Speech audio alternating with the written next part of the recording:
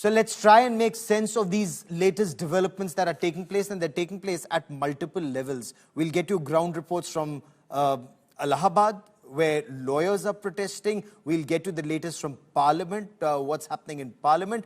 We'll also tell you what's the thinking in the judiciary. We'll also take you to ground zero to Justice Yashwant Verma's house. Joining me now for more on this big story are my colleagues. Nalini covers the Supreme Court. Our legal editor Nalini Sharma joins us from the newsroom. Rahul Gautam joins us from Justice Verma's residence. Rahul, let me quickly come to you first. And Rahul, I want to understand from you. So this special committee formed by the Supreme Court, it arrived at Justice Verma's house. What transpired after that? Because I believe this is that official fact-finding team. Initially, the Delhi High Court Chief Justice's investigation was only perhaps ascertaining facts. How is this three-member team different, and what is their task? What all did they do today? Well, Gaurav, this in-house committee, inquiry committee that has been formed by Supreme Court arrived here at Justice Verma's residence. That's 30 Tughlaq Crescent Road around 2 p.m. And the committee stayed here for around 45 minutes. Now, during this course, we've been informed from our sources that they recorded a detailed statement of Justice Verma. They also went on to the very spot, the outhouse where this fire incident had happened. And in fact, they stayed here for 45 minutes. The committee comprises three, Chief Justices. Chief Justice of Karnataka, Chief Justice of Haryana and Punjab, and also Himachal Pradesh. Now, after they, they spent 45 minutes here, they left. Later on, around half an hour, later, four staff members of Delhi High Court, they arrived here in a car.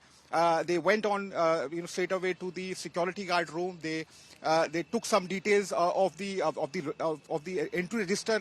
All those who were coming in, all those who had visited this place. They also took some videographic evidence of the CCTV footage. So clearly, as far as this probe is concerned, we all know that how opposition is seeking answers on this issue. As we speak, a meeting is underway of all the floor leaders of Rajya Sabha, which is chaired by Rajya Sabha chairperson Mr. Dhankar. It is attended by leader of the House JP Nadda, leader of opposition Mr. Mallikarjun Kharge, and therefore it seems that the Supreme Court had decided to not just kick off the investigation but also to expedite, given the fact that although there is no timeline to complete the investigation, but obviously they would want this to be completed at the earliest.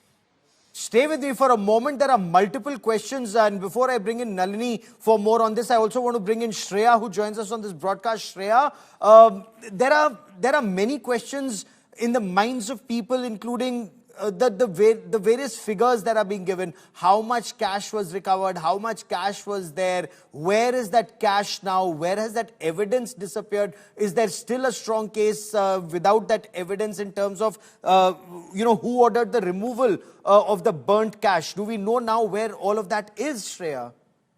Well, that is exactly what this committee is looking at, Gaurav, because the understanding of the fact that why was the burnt debris of the cash removed on the morning of the 15th, that has been defined in the exchanges that has been put on record by the Supreme Court. All these things are right now being analyzed. There are details of the staff who were present that day when the incident transpired, the details of those involving in the Delhi Police Security Department. All these people will be questioned. The CCTV footage of the residence of Mr. Verma will also be analyzed, and that's exactly where they will be coming to a point to what transpired, because the justice concerned, he still claims that he suspects a conspiracy. He suggests that he's been targeted for quite some time now in that entire exchange. Remember, he's mentioned the date of December 2024 about some post also coming against him on social media. So all these things in total will be analyzed. But so far as today's presence of the committee at his residence, it's particularly about gathering electronic evidence and talking with the staff members who were present that day when the incident transpired on the intervening night of 13th.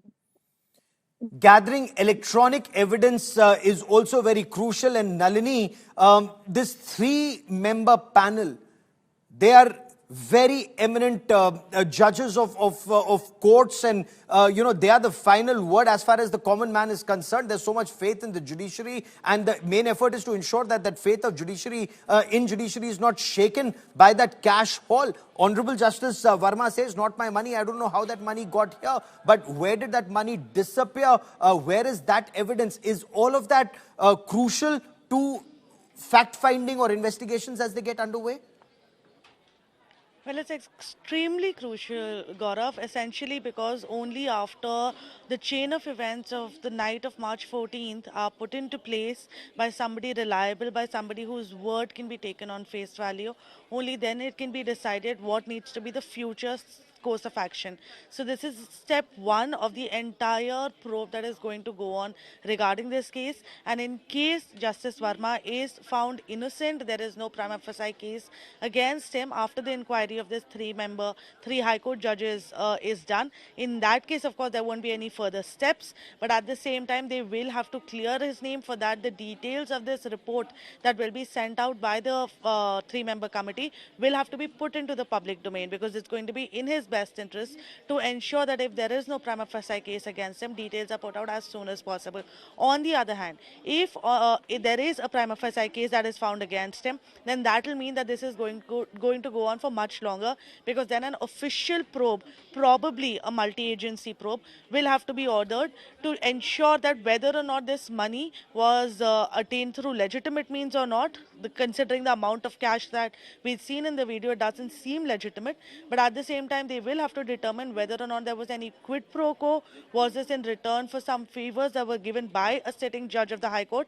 All of these are going to be crucial questions that the investigating agencies will have to answer. Right now, it's just still step one, where three High Court judges, two Chief Justices and one judge are conducting this inquiry from the national capital. They've all flown in. From Chandigarh, we have the Chief Justice of the Punjab and Haryana High Court. From Himachal, we have the Chief Justice of the Himachal High Court. And from Bangalore, we have one of the judges of the Karnataka High Court, who've all flown into Delhi to conduct this inquiry. They visited the residence of Justice Verma. We are given to understand that there's a possibility that they might have even met him inside and might have recorded a short statement, although we are still waiting for a confirmation on that. But it now all hinges on this inquiry, because when a report is submitted to the Chief Justice of India is when he is going to decide what the future course of action should be and whether a proper inquiry should be ordered in. And also in the meantime, will Justice Verma be asked to step down, or whether an impeachment motion will be brought against him, is all something that we will get to know only after the report has been submitted by the inquiry committee. Oh, absolutely, because the majesty of the judiciary, the faith in the judiciary, the final arbiter, when people have an argument, they say, I'll see you in court, and they go to courts. So they have to be of unimpeachable integrity in terms of a cash haul at that place. But I want to once again bring in Rahul Gautam, because Jagdeep Dhankar saying that, yes, the courts have put everything out in public domain, but we need to deliberate on it. Rahul, what does that mean? CJI put everything in public domain is what Chairman of Rajya Sabha issue needs to be deliberated. Now, when lawmakers deliberate, what are they deliberating on? Are we perhaps looking at lawmakers once again, looking at accountability and, NJAC once again coming back, or is that jumping the gun at this stage? Gaurav, as far as opposition benches are concerned, they are giving adjournment notices every day to suspend the business as far as both the houses are concerned, and discuss the alleged recovery of cash notes from Justice Verma's residence. Now, the leader of the house, Mr. J.P. Nadda, and leader of opposition Mallikarjun Kharge, they both met earlier. Rajya Sabha chairperson Mr. Jagdeep Dhankar, and in fact requested him that this matter should be taken up for discussion, and the sanctity of judiciary should be maintained.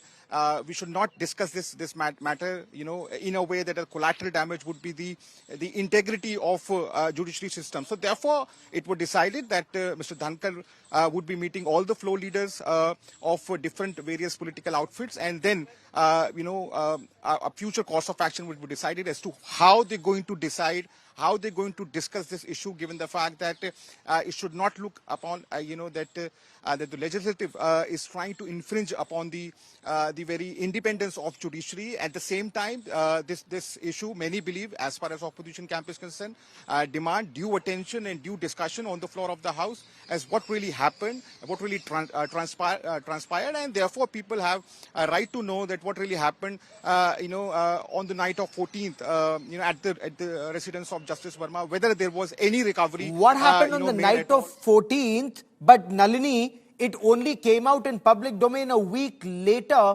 Action apparently started even after, and started happening after that. So is there merit in some saying that were they trying to find out facts initially? Was it being buried under the carpet? Was there a fact-finding that was already on, and will it remain transparent from this point on? Are those questions valid?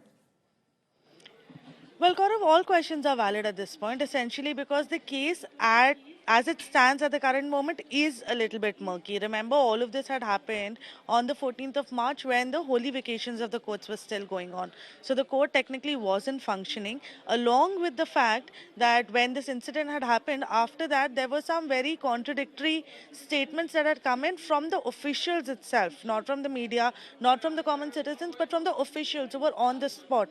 So due to that contradictions or contradictory statements that came, there was a little bit of lack of clarity even for the judges regarding what exactly has happened, along, of course, with the fact that Justice Verma was vehemently defending himself, stating that he had not heard of any of this cash. In fact, even his family members or his staff had not informed him. So there were a lot of initial hurdles that the CJI as well as the Chief Justice of the Delhi High Court, Justice D.K. Upadhyay, had to cross before they decided what information should be put in the public domain and what shouldn't. Like you correctly pointed out, it's something that pertains to the independence of the judiciary and the trust in the people, the trust of the people in the judiciary itself. So to cast aspersions or to put out something in the public domain which actually goes against the reputation or goes against the integrity of a sitting judge of Premier High Court like the Delhi High Court needs to be done after careful consideration and after all facts have been ascertained. So at least in the beginning, it must have taken some time for the CGI as well as the Chief Justice of the High Court to put the entire pieces together. And after that, a decision had been reached to put out all details that were available with them, including the evidence in the form of pictures and video videos being put out in public domain.